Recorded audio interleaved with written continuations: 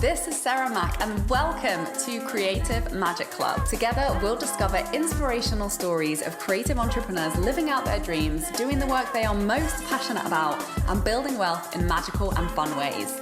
While building a six-figure income as a writer and coach, helping other women to launch their dream businesses, I've connected with so many incredible people and seen it proven again and again that you can thrive financially doing whatever it is you are passionate about. I'm here to share life-changing strategies for mindset, making money, and reaching more people with your work in a business and life filled with creativity, freedom, and fun.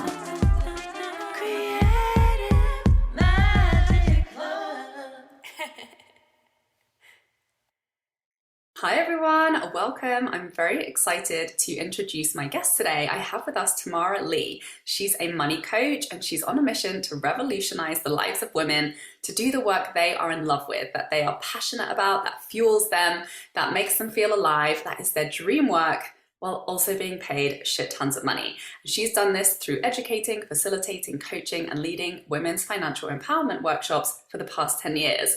Hi Tamara, thank you so much for joining us. Hi, Sarah. Thanks so much for having me. I'm just, like I said, I'm super excited. And oh, by the way, I love your sweater. Oh, thank you. My brother got me this last year for Christmas. It's my colors.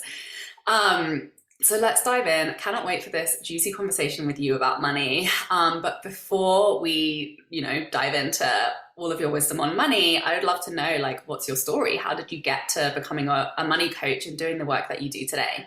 Yeah, absolutely. So, Sarah, it all starts with a bankruptcy at a tender age of 26 years old, which I'm a 52-year-old woman right now. So half my life ago is when this journey started. I went out to get my car one day and it was repoed. And that was when I had to finally make some decisions. And I ended up having to file a bankruptcy. This was all back in Austin, Texas, back in the day where I'm like, what do I do when my car's not here? I don't know. I got to get in the yellow pages. I have to call somebody.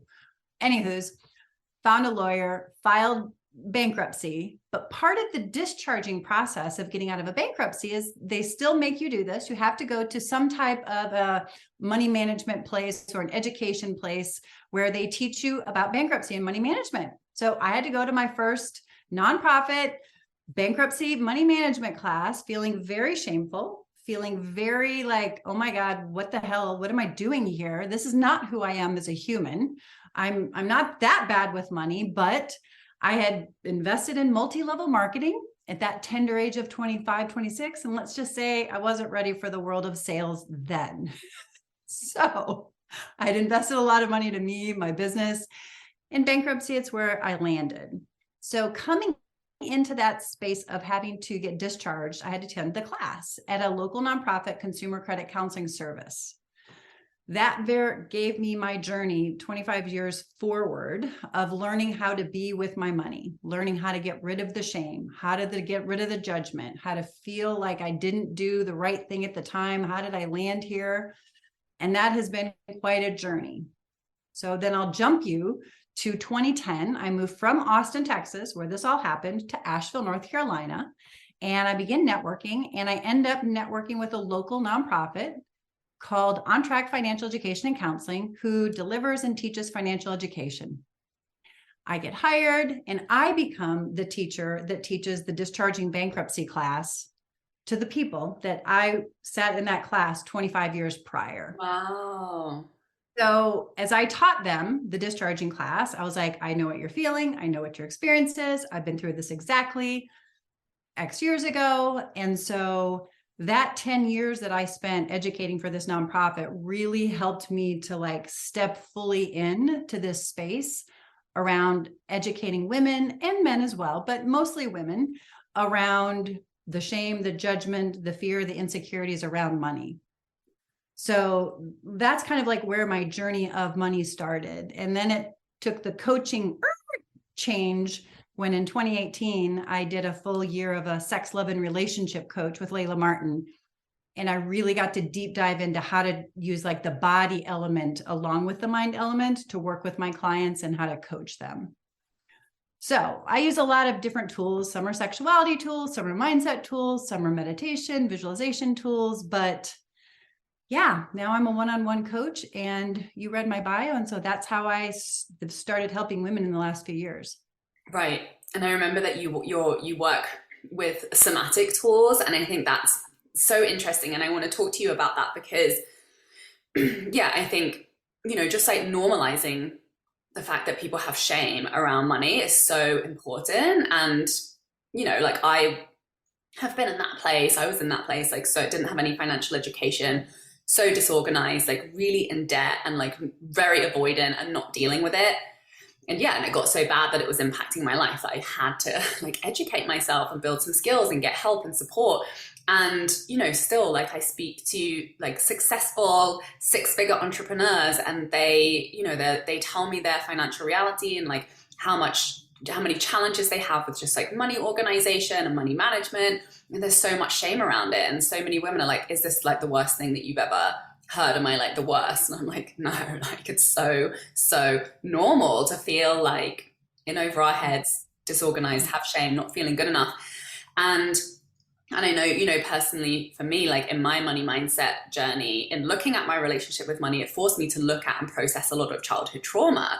And that was like, it's like this a visceral, like physical reaction that is triggered when we feel like a lack of security and safety, or like unworthiness, or just incapability to be able to do these like money, basic like adulting, survival tasks that really are required in the world that we live in. So I'm really curious to hear about like the somatic work you do. What are like the main challenges and things that come up with clients, and like how important is that somatic work in the process of transforming someone's relationship with money? Yeah, well, what's so interesting, and what I heard you say, and I've had the same experience, is that money makes you more of who you are, or basically what your money story currently is. So wherever you start and address where your money story is, the more money you make as a business owner, as a coach, whatever that is, it's just going to exacerbate that until you heal that initial relationship you have with money. And so what I do with my work, somatically speaking, is I have a very specific type of a body session where we meet the inner child, right? We really meet that younger version of ourselves that started seeing, what did we see with our parents? What did they do? Did they spend? Did they save? How do I take that information in? And then how do I digest it? And then how do I live my money life? Right? Because none of us are taught. Nobody sat me down, Tamara, this is no, they told me how to pay bills, and you have an accounting class, but nobody said, this is like how you relate to money. This is how it means who you are, your value, your worth, or you tie it all up in that. And so a lot of my work is untying those old money stories from past. And when we do an inner child session together, it really helps them to see like how these started forming, and like where they're stuck and where they're still stuck today, whether they're 30, 40, 50 years old. And then that's how we can start unbinding that a little bit by kind of bypassing the brain and dropping into the body and getting real quiet, and just making some new connections to those pieces of them that have the wisdom, as well as their future self that we really connect to, that already has their goal. And so we start listening to those whispers of that future self. And again, we can do that more in a somatic body than we can in I'm going to think this through kind of a mindset way. Yeah. Amazing. Because, yeah, I mean, for most of us, unless your parents were like super financially organized and like wealthy and abundant and like harmonious, which like, who do you know who has that story, right? Like money is just has been associated with stress. And so, yeah, presumably like those are the kind of physical and emotional responses that are just constantly triggered are ones of stress. So no wonder we avoid or like feel overwhelmed. And so, yeah, I love what you're saying about just really looking at that connection in the body and how we've made an attachment to this topic on a somatic level. And then being, yeah, it's almost like this image of like prizing the hands off of that story and being like, look, this is another way that we can enter into a relationship with this thing that's money. Yeah. And oftentimes when I say your relationship with money is one of your most important relationships, I get sort of a blank stare, because we don't recognize it as a relationship. It's this thing that either we have it or we don't have it, or we want more of it, but we don't know how to get it. It's this like inanimate versus it being a creative energy that's boundless, like creativity, right? The energetics of money. Like I have a client right now, and she just started reading The Soul of Money by Lynn Twist, which is one of my favorite money books of all times. And, I love how she just weaves stories into that, as well as just some of the energy around money, how we give, how we receive, how we block money without knowing it, which again, when we drop into the body, I might be able to give, but if I'm not practiced at receiving money, I'm blocking that same energetic flow, right? So I got to figure out how to open up and expand, when most people with money really want to contract kind of in hoard, right? Because that seems like what we're supposed to do to keep it. But if we open up and realize, wow, like energetically, there's more money available to us than we know, but how do I open up that portal? How do I open up that gate? Yeah. And so sometimes the brain can't get us there. Yeah. And it's so important to be speaking to women and to creatives and, like people that you're not used to having conversations around money with, like really opening up to new possibilities, like new perspectives and viewpoints than just like the very limited, there's been a lack of education, and then like the education of the perception that we have had of money and how to relate to it has, obviously been from people who we maybe don't identify with, or there's been resistance and, rejection of the role models that we've seen around money. So yeah, I love these conversations so much. Can you tell me, in the clients that you're working with, like what are some of the main like trends and patterns that you recognize coming up again and again, that you're like, oh, this is what's going on for you, and here's how to shift it? Yeah, well, you actually mentioned it. So I would say the avoidance of money, the avoidance of looking at money, facing money. Actually, like, it's not that they don't understand money, but really like being an adult of the money, right? So they know how to make income. They know how to create money in their business. They might even be doing well. But the last freaking thing that they actually really want to do is to manage it or take care of it. They just want to get it off their plate. They don't want to have to think about it. They don't want to organize it. They don't want to figure out how to grow it. Like, I see that probably more than I see anything else is literally just learning to face your money, because what they believe is if I face it, it's going to get worse. If I look at it, it's going to be bad. And I can't tell you how many times I've done exercises with my clients to prove to their brain the opposite is actually true. When we look at their assets and we look at what their income is, great, great, great, great, great. But they don't see that because they've never done the exercise. They're like, I don't have enough. Well, that one thought right there pervades all of ourselves, because that's the water we swim in, right? I don't have enough. And I'm like, do you see the numbers we just put up? Like, how, if somebody just showed you that, what would you say? Oh my God, I had no idea. I'm like, wouldn't you like to grow that? I would. Well, let's spend some time actually looking at it and actually growing it. Oh, so a lot of times it's just getting that courage to be able to actually face it, look at it, and then go, I'm okay. I'm actually better than okay most of the time. But they're just so fearful of looking at it for fear of they're going to screw it or fuck it up, or it's going to go bad, or it's going to tell them they don't want to know something, which sometimes we have to face what the number is, but that's okay. And so even practicing that, I'm okay, no matter what my numbers are, I'm okay. Before we get back to the episode, I have something exciting to tell you about. There were a couple of key things that changed everything in my life as an entrepreneur that allowed me to bring in 6 figures while working half as many hours and having more fun than ever before in my business. It was money mindset work around how I was doing business, combined with getting good at sharing strategic sales content online. I know you know that this is your year to start hitting your 10K month income goal and living the life of creative freedom and fulfillment you have been dreaming about. You're ready to be consistently attracting total dream soulmate clients through the creative content you're sharing on social media, and you want to be reaching more people, charging higher rates, and working much less. So I'm very excited to invite you to join me in Freedom Club, my mastermind, where you'll receive tailored high-level support to master the skills that will create your dream life and six-figure dream business starting now.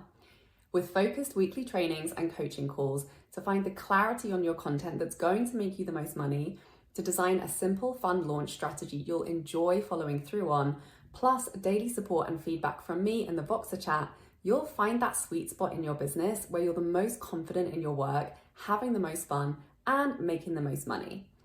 Go to withsarahmac.com/freedom club to apply now. Now let's get back to the episode. Right, and I think it all is rooted in like our cultural identity in relationship to money, just like this pervasive idea that like women aren't good with money, or whatever it is that we've internalized that leads to that perspective of ourselves, which then leads to the behavior of like, oh well, if I'm not good at money, then if I look at my money it's going to be bad, and so I don't want to look like.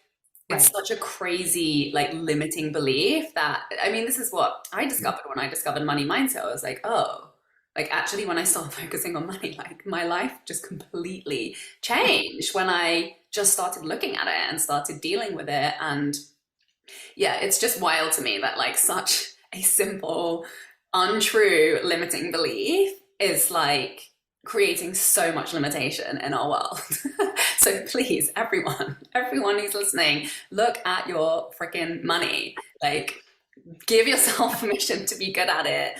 And why else do you think it's so hard? Like, why is it so hard to just sit down and look at our money? Because we make it mean something about who we are. Mm-hmm. That's it. We've been trying to keep up with the Joneses our entire life. And our society says what's in front of us is celebrity and everything else that's up above celebrity. And if we're not that, then I don't make enough, or I'm not enough, or look what they have. Like, that's what I'm supposed to want. And if I don't have that, I don't want to look at things. Like, I don't want to face it. And the truth of the matter is there's always going to be somebody behind me and somebody, in front of me as far as where I am in my own money life. But it only really matters to me. And so I think that's the other thing, is if we stay in our lane and we look at like where we are and look what our life really gives us.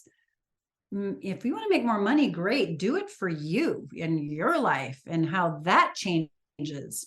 And so one of the exercises I actually do with clients, another sort of embodied one, is we actually put together a thriving spending plan where we work a spending plan. Hint also, how many people on this planet do not actually have ever created a spending plan or budget? Yeah, very small number. So the first time they do this, it freaks them the fuck out also, because they don't even know how to put the number together with how much they would spend monthly for self-care body massages, for example, right? They can't even vision that.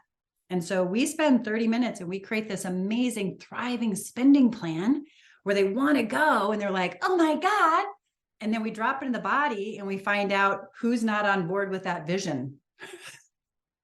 Because they're, oh my God, I can't speak my truth. Oh my God, I can't be seen. Oh my God, my shoulders feel so heavy when I think about this even happening. And so we just give lots of love, lots of attention to those places, right? We listen to what they need, which is mostly love. And then we're like, it's okay. It's okay. We're going to step this one step at a time. And then that's when we tap into that future self and we just start listening to her whispers. We start listening to how she already got there, and we trust that she will guide us there and lead us the way. So yeah, we put those two things together, but I don't know, Sarah, if that directly answered your question or if I just went on a tangent. No, I love it. I mean, even talking about it is making me think, like, I think it's also a reflection of our very capitalist, consumerist culture, which is like, be more, do more, get more, like strive for more. Like, we all talk about our goals and our action plans and like what we're doing, like where we want to, our dreams, where we want to be. But where's the conversation around like nourishing and cultivating what we already have and what we already are? And like really, it makes me think of the planet. Like, instead of just like taking and pillaging, it's like, well, where, we need to be having more of these conversations of like what we can water our gardens, the sprouts that we already have, blossoming, and like really taking care of what's in our immediate environment instead of like constantly trying to go out and conquer and like build a castle and, take over the world. And I think it's such an important conversation. And yeah, like bringing our bodies into that conversation as well, and recognizing that, I guess, yeah, we pick up these beliefs and these ways of operating in the world, and then we literally like we embody those patterns. And so I love that what you were saying about checking to see which parts are not on board, and then like dealing with that on a physical level, because obviously our fears and our emotions and like resistances are really driving the show when it comes to the habits that we take and the actions that we embody. And yeah, and it's a learning curve. Like, do you have any wisdom around, obviously you talked about making that initial spending plan, but then really like integrating that into a lifestyle and kind of like, yeah, developing the habit in spite of the resistance and all of the stuff that had kind of caused avoidance in the first place? Yeah. Well, most people are not going to like it when I share what you're going to ask me, but I'm sharing it anyway, which is to have some way of regularly being in conversation or a relationship with your money. I call it having a money date. So start where you are as far as having some type of a regular occurrence where you're sitting down and you're just checking in. So that could be once a month, that could be once a week, whatever is going to work for you. But like, have it be a time when you're open, you're spacious, go take a walk, do some yoga for 15 minutes beforehand, but get yourself into like a really okay, calm, nervous system is gentled state. Hell, if it's on the evening, pour a glass of wine and then just allow yourself to step in and look at your numbers without like really making it try to make it mean anything, right? Like just get familiar with the process of looking at it. And I'll tell people I'll like set a timer for 10 minutes and go in and just do something that lets you see your money. If that's logging online, if that's creating file folders to organize stuff, like I don't care, but just notice that it's a relationship. And if you don't spend time with it, how well is it going to do? So this is one way to start. And then the second homework assignment I love to give people is just to actually how they are connected to money is to write a letter to Dear Money. Dear Money, I hate you. You're never around. I don't know how to talk to you. I try to grab onto you and then you just leave me immediately as soon as I find you. Like, what the fuck, But like just let that relationship come out, tape it, write it. I don't care how you do it, but just let that be a starting place for how you notice how you are relating to your relationship with money. The more time you spend with money, the more money is going to want to be with you. Probably going to incentivize you to want to learn and grow and be a steward of that money, right? But this old way of like, I'm going to avoid you, resist you, and never look at you, that's not going to work. It's just not. Yeah, so I just want to reiterate, because I think this is really important, because this still comes up so much for women. I hear them. It's like, I just want to never have to think about money. And it's like, well, you don't say that about your soulmate, right? You don't say like, oh, I just want to have the love of my life, but I never want to have to think about them. It's like, no, you want a relationship where there's give and take and you're like nourishing and supporting each other. That's an ongoing conversation. Like you talk to the love of your life, hopefully every day. Same thing with money. Like the more you interact with it, the better the relationship.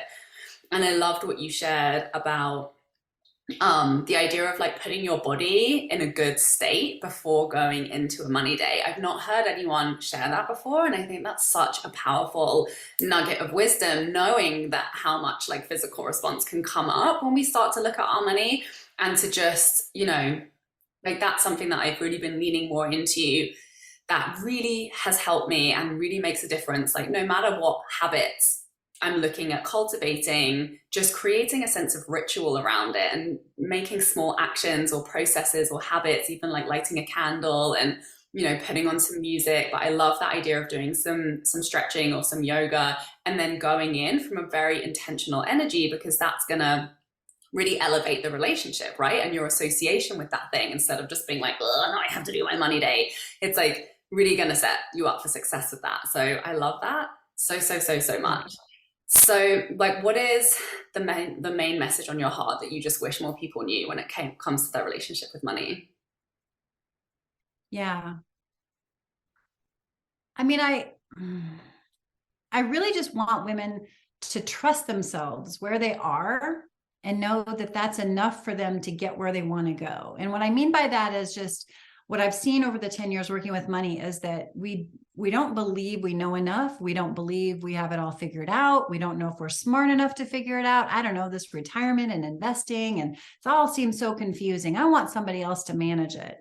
And yet when I work with women, we work on connection. We see one another. We support one another. Like we can open up to one another. And I guess I just want them to really see and trust themselves that they're talented, they're smart, they're highly capable. They've just put this one category label on it over here. And if we can change the label, like you just did with relationship, and be like, I can trust myself with money. I can trust myself to learn what I need to learn about money. I'll be okay. I am okay. And I haven't even created the relationship with money yet. So what would happen if I developed that relationship with myself and trusted myself with money? Well, holy buckets, right? Now we're on a completely different level. So yeah, just really entrusting them that they already know, but just to deepen that trust that they have for themselves and know they can develop that relationship with money to where they want to take it to. So good. Such an important and powerful message. Thank you so much for sharing all of your wisdom with us today. Please tell us, for people who want to learn more about your work and what you've got going on, like where can people find you? Yeah. So I'm on Instagram, Facebook. Tamara Lee Coaching is where you'd find me. I've just entered into the world of TikTok. So I am Tamara Lee is where you can find me over on TikTok. And then you can also visit my website, which is just my name, tamaralee.com. Thank you so much for being here. Thank you everybody for watching. Please share this with someone who you know could benefit, and we'll see you next week. Bye. And please support the show by liking, commenting, and subscribing.